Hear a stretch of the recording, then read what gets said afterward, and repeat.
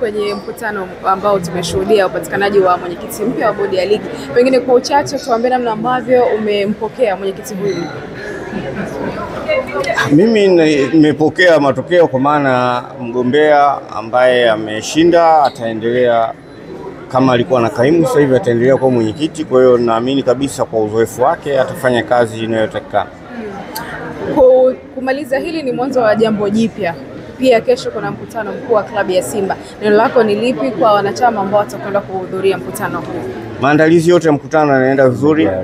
Mpaka sasa hakuna jambo ambalo linatupa shaka. Wanachama wameshapelekewa taarifa zote na vitu vyote vinavyohusika na maandalizi yanaenda vizuri. Pengine rai yako kubwa ambalo unapenda kuwaasa wanachama ambao watahudhuria mkutano huo ni kitu gani? Ni mkutano wao ambao unawalazimu kila mwaka wahudhurie. Kwa hiyo wale ambao watapata afya na nguvu ya kutosha kuweza kushiriki mkutano tunawakaribisha sana. Naamini kabisa mkutano umeandaliwa vizuri na tutaweza kujadili kulingana na mambo jinsi ambavyo yatawasilishwa. Chairman, kesho mna mchezo wa pili wa hatua ya makundi ya ligi ya mabingwa kule ugenini. Namna gani ambavyo timu yako imejiandaa, kitu gani ambacho unaweza kuambia mashabiki kuelekea mchezo huu? Taarifa nilionayo kwamba maandalizi yote yanaendelea vizuri. Viongozi waliokuwepo kule wameniarifu leo hii asubuhi kwamba timu inaendelea na program, na leo jioni wataenda kufanya mazoezi katika uwanja ambao utachezewa mechi kama taratibu za CAF zinavyosema. Lakini kwa idadi ya wachezaji, technical bench wote waliokwenda kule, hamna mtu ambaye amepata madhara yoyote au kuumwa. Kwa hiyo tunaamini hiyo ni jambo zuri kwetu. Mwalimu atakuwa na nafasi nzuri ya kuweza kupanga kikosi kulingana na vile ambavyo wanaona inafaa. Wewe kama mwenyekiti wa klabu ya Simba Sports Club, kauli ambayo imetolewa na kiongozi mwenzako kwamba baadhi ya viongozi wa Simba wana afya ya akili, umeipokeaje? Sijaisikia hiyo kauli. Crescentus Magoli, mjumbe wa bodi ya wakurugenzi, amesema baadhi ya viongozi wa klabu ya Simba wana afya ya akili. Nikawa najiuliza wewe kama mwenyekiti mnawezaje labda kuajili au kuwapa fursa watu ambao wana afya ya akili? Sijaelewa mantiki ya swali lako, lakini hilo jambo ambalo wewe unalisema mimi sijalisikia. Kwa hiyo siwezi kujipia kitu ambacho sijakisikia. Nitakaposikia nitakuwa na nafasi ya kuweza mimi ndo nimekupa ripoti kwa sababu nimelisikia. Sitegemei kuambiwa na wewe, mimi sinatakiwa nisikie mimi mwenyewe ndo nipime. Asante sana. La mwisho mwenyekiti ni kuhusiana na wapo ambao wanajaribu kuhoji ama kuweka hofu kwamba klabu ya Simba ina mkutano mkuu lakini pia ina mechi kubwa. Pengine utuambie mgawanyo wa viongozi ambao wapo na timu lakini pia hao ambao wamebaki kwenye mkutano. Hakuna mtu mwenye hofu. Hakuna mtu yote mwenye hofu kwa sababu vitu vyote viko kwa ratiba na utaratibu wake. Kwa hiyo tutavitekeleza vyote. Haina shida. Hata wale ambao wanajaribu kuhoji pia wamekuhoji wewe, itakiwa wanihoji mimi. Na tutawajibu kama watahoji. Asanteni sana. Chairman, mimi nataka nifahamu kutoka kwako kitu gani ambacho wewe kinakukwaza, kinakufanya ukasirike? Chochote tu. Kitu ambacho hayo mambo anatakiwa ajue mke wangu bwana, sio wewe. Wanataka Mohamed Dewji aondoke, lakini pia kwa nini huyu Twayageni analialia ndani ya Simba na anakwenda kuwafanyia viongozi wezie vibaya ambao yeye ameshaacha kazi yake? Mpaka Magoli kamtaja. Kwa sababu gani? Yeye mtu wake ni Mangungu, na Mangungu ndio aliyemweka yeye kwenye uchaguzi uliopita. Anaamini kuto kuwepo kwake na Mangungu anaondoka atapijaje Simba? Kwa maana anajua kabisa hapa Mangungu ndugu yangu uchaguzi wa mwezi wa kwanza hawezi kubaki. Anapijaje Simba? Na bosi kashamwambia wewe no yes, na Magoli kama usalama wa taifa. Tulipofika akajua huyu mwizi, tapeli, jambazi nini. Kwa hiyo akajua mimi hapa nikisema nikienda kusemea chumbani watu nielewa. Na mwaga huku kwa wanachama hadharani. Na karibwaga kweli. Lakini pia tunamshukuru Asanoa kwa kutukumbusha kwamba klabu yetu haijasajiliwa.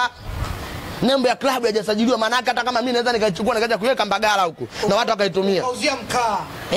Sijasajiliwa. Haitambuliki BMT, haitambuliki sehemu yoyote. Tunamshukuru mzee kwa kutusanua kwa sababu hivi vitu visingetokea kama bila kufanyaje kusanuana. Lakini mimi nataka niwaambie wanachama wa klabu ya Simba atakayeenda kwenye mkutano kesho, kuna mambo mawili msikubali. Msikubali kupewa kanga wala kitenge wala bilauzi ya kupelekea wake zenu nyumbani muonekane na nyinyi mmetoka kwenye mkutano. Msikubali kunywa soda wala pilau wala maji aliyowekwa pale. Wana Simba tutaibuka kuwa washindi siku ya kesho kwa ajili ya kutetea haki zetu. Lakini pia msiende kukubali kufunguliwa mkutano na kuendeshewa mkutano na mtu ambaye amefungwa mara 6 mfululizo kwenye uongozi wake, alafu anaambiwa aondoke, nyinyi wanachama ndio amewaita wauni. Akasema Simba hakuna wanachama, kuna wauni. Kwa wauni, kesho mnakwenda kwenye mkutano, hakikisheni hivi vitu mnavisimamia kwa msingi tutaifikisha Simba yetu mahala tunapopataka. Wote tuwahesabu ni kama wezi tu, hamna mtu ambaye yuko salama kwenye Simba hii. Lazima tukifanya hivi tunaamini kitu ambacho tutafika. Uone kwamba kuongezeka kwa jopo la klabu ya Simba watu wa zamani ambao wametumikia klabu hiyo, uone kama kuna kitu ambacho kinaongezeka ndani ya timu na inaleta experience zaidi kwenye mashindano kama CAF Champions League na makombe mengine na shirikisho la Simba? Wale wazee wote wamebaki kuwa waganga tu, hamna kitu chochote kinachoongezeka pale. Na wale wote wamekuja kwa ajili ya njaa, na kama singekuwa njaa wangekubali vijana wazao wafanyeje? Waje vijana waongoze. Kwa sababu gani? Kitu ambacho kinachotakiwa ni kuja kuleta miundombinu mipya. Hakuna mpira wa kizamani kusema kwamba 97 ulimsajili Abdalla Kajoni, iko kitu hakipo. Mpira sasa hizi ni wachezaji wazuri, umejiandaaje nje ya uwanja na ndani ya uwanja, ambapo vitu hivyo vijana wanaviweza. Leo mimi na Kaduguda namjulia mchezaji mzuri wapi? Kamuona wapi? Mwenyewe mpaka atumie mawani amuone mchezaji. Wengine wote unataja wanamuonea wapi mchezaji? Lazima tukae tutengeneze factory ya vijana. Vijana ndio kila kitu. Vijana ndio taifa la leo na kesho, sio mzee. Mzee kashamaliza bwana. Mzee angoje mafao. Na ningekuwa inawezekana kama tajiri tungekuwa tunaelewana. Leo angewabarasa wale wazee wake, angetafuta vijana. Na kama vijana hawajui aje hapa nimwambie vijana kuongoza Simba ni akana. Tunaona kwamba kweli nao Young Africans wamewapa sana kipaumbele wazee na una timu inafanya vizuri. Huenda nao kile anachokifanya mwekezaji Mohamed Dewji kama bado alikifanya na kinaweza kuleta matumaini baada ya sababu kesho Simba nashuka dimbani mchezo wa pili wa kombe la klabu bingwa barani Afrika. Yaani ukiangalia safu mzima ya uongozi wa Yanga hakuna mzee hata mmoja. Umenielewa? Wale watano wa Yanga pale hamna aliyofikisha miaka 70 hata mmoja. Nenda kaangalie Simba, kuna watu wana miaka 80 wako pale na wakilala wanasinzia kabisa, Simba yangu wako pale. Unanielewa? Lakini pia wale wazee ambao wamewaweka Yanga hawapo ndani ya uongozi wala kwenye dirisha la usajili wala kujaji maendeleo ya timu. Wale wapo kwa ajili ya kuongoza jopo la ushirikina. Umenielewa? Wale wazee wa Yanga. Na hata sisi akina Kaduguda wabaki kwenye jopo la ushirikina, wasiende kwenye uongozi. Kwani vitu vingine vinajificha. Umenielewa? Waje hapa bwana mchezaji aeleweki, wakamfunge miguu, wafanye hivyo ndio kinachotakiwa. Sio kwenda kubaki kwenye uongozi. Uongozi wakae safu ya vijana. Wakisema yes, wakisema no. Wakisema hiki tunakwenda. Tunakwenda kumsajili Joni, anakuja. Tunaenda kumsajili Lanaba Pakome, anakuja. Lakini leo hii Simba mchezaji akitaka kusajiliwa, bodi ziko 8 mpaka zipitishwe. Na Simba mpaka sasa hivi nataka niwapeni siri. Watu waga narudia kauli yangu. Siku moja watakuja kujua Simba kuna bodi ya mirasi. Simba kuna bodi ya mirasi. Umenielewa? Kaangalia ile bodi yote ile ya wazee wale. Kuna bodi ya mirasi. Sasa hiyo timu ya kwanza duniani kuwa na bodi nyingi ni Simba. Bodi ya mirasi. Mpaka bodi ya mirasi ipo ndani ya Simba. Tunaishije sasa? Kuna marehemu. Watu wakifa mali yao, kwani wenyewe hamjui? Kwani kufuta kwa nembo kutokusajili na maana yake nini? Nembo ya Simba ina miaka 80 lakini unaambiwa kwenye usajili haipo. Maana yake ni nini? Wameondoa mkia, wameacha kichwa. Wametaka hili kitu. Sasa unasemaje hapo? Kwamba miaka 80 nembo haijasajiliwa kwenye BNT. Unanielewa? Maana yake nini? Akifa mtu tayari wanagawana timu yao.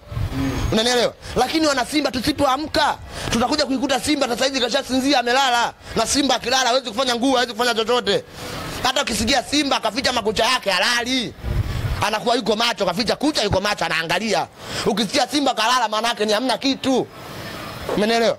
Tutakuwa Simba jike hapa. Maana yule Simba alikuwa kwenye nembo Simba dume yule. Tutakuwa Simba jike hapa. Tutakuja kwanza kulaumiana. Kwa mimi ninachowaomba wanachama ambao wanakwenda kesho lazima wahakikishe misingi inasimamiwa. Na ikisimamia misingi ambayo sisi tunahitaji kama mashabiki. Maana sisi tunaonekana wapiga kelele. Unanielewa? Leo hii Yanga unaenda kumkuta mtoto ana miaka 2 lakini ana kadi ya wanachama. Simba unaenda kumkuta mzee ana miaka 80 hana kadi ya wanachama. Hivi mnatafakari leo? Kesho wanaenda kubadilisha katiba. Maongoli yanazungumzia kwamba kesho katiba inabadilika. Hakuna katiba inaenda kubadilika, inaenda kubadilisha uuni. Wallahi mimi naambieni hakuna katiba. Umenielewa? Pale hakuna katiba, pale ni uuni. Na walichokifanya wanataka kuwatengeneza wanachama ili wawaone kwamba wao wako sahihi kwenye uongozi wao. Hakuna cha katiba. Umenielewa? Miaka mingapi? Mtajia Mohamed Dewji aje? Karibia mwaka wa 9. Tunalika kwenye nini? Kwenye mwaka wa 9. Tunalika kwenye mwaka wa 9, katiba hiyo katiba gani? Tunaandika katiba ya watu wa baadaye. Tunaandika katiba kwenye sayari nyingine. Si kwenye nchi hii. Na vipengele ambavyo vinagombaniwa si viwili tu. Wawekezaji, mwenyekiti kwenda kwenye bodi. Unanielewa? Na masuala ya kusajili timu na nini na vitu vingine ili kwenda kupiga tathmini. Si vitu vitatu vinne tu. Ina maana vitu vinne miaka 8 zote nasajia vitu vinne. Na maana kesho hakuna katiba na ndio maana mimi nawasanusha wanachama wa klabu ya Simba hakuna kulala. Na ajenda ya kwanza ikifika kwenye mkutano ni kusimama wote na kuto kusikiliza viongozi. Kusema Mangungu hatukutaki mpaka Mangungu aondoke kama alivyoondoka ndugu yake nani? Twaiageni. Ndio tutakwenda kufanikiwa. Mashabiki wa Simba mnapenda sana kumlaumu kaza Mangungu. Timu ikiwa inafanya vizuri hamwezi kumlaumu Mangungu, lakini timu ikiwa inafanya vibaya lawama zote zienda kwa mzee wetu mzee Mangungu. Yaani nataka nikwambie kitu kimoja. Unapopewa uongozi hata kwenye familia, watoto wanapolala na njaa natakiwa uulizwe mzazi. Bana baba tumelala na njaa changamoto nini? Mwanangu mimi sijapata, chemsheni maji tunywe kama chai. Unanielewa? Tulimpa Mangungu klabu ya Simba ili akasimamia misingi ambayo tunalia nayo ikiwemo katiba, kusajili wanachama wapya, kwenda kuongoza uongozi vizuri, lakini tangia kaingia madarakani amekuwa kama tapeli tu anaruka eleweki. Kazi ya kutuambia Simba haina wanachama ina wauni. Sasa wale wanaowaita kesho ni wauni wanachama. Si wale wauni anaenda kuwaita kesho amsikilize. Inawezekana ndio maana hata BMT upande wa serikali imeliona wazi kuona kwamba upande wa wanachama hauna nguvu, upande wa mwekezaji ndio una nguvu, na ndio maana sasa wamerudisha upande wa bodi. Mwenyekiti wa bodi anatakiwa atoke mwenyekiti wa bodi ya Simba anatakiwa atoke upande wa wanachama, sio upande wa mwekezaji. Hilo ndio limeonekana na liko wazi na watu wanalisema kwa sababu gani? Kila siku tulikuwa tunalisema. Lakini pia aliyofanya Simba kiongozi wetu ambaye anachaguliwa na wanachama sio na nguvu ni nani? Sio huyu Mangungu. Sio katiba ya Simba. Amepitisha nani? Katiba si sawa, ngoja kwanza. Wanachama wa Simba hajapitisha katiba na ndio maana katiba ile haijabadilika mpaka leo. Maana yake tunatumia katiba ya nyuma kabla ya 2018. Ile aliyoundwa nyuma. Maana katiba ni ile ile. Aliyompa kipaumbele yeye Mo awe na nguvu kuliko Mangungu ni nani? Ni Mangungu mwenyewe na ndio maana Mangungu sisi hatumtaki hata kumuona ndani ya Simba. Basi tu analazimisha kuongoza watu ambao hamtaki.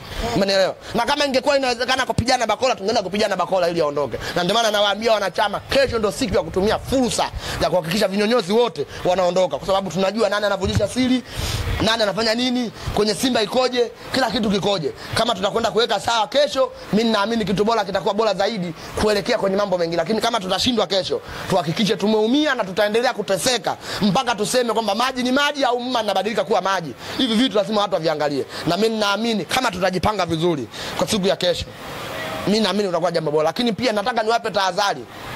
Lazima wakahakikishe wanachama wote waliolipia kadi wanaingia ndani. Nimesikia jopo la wauni limepangwa.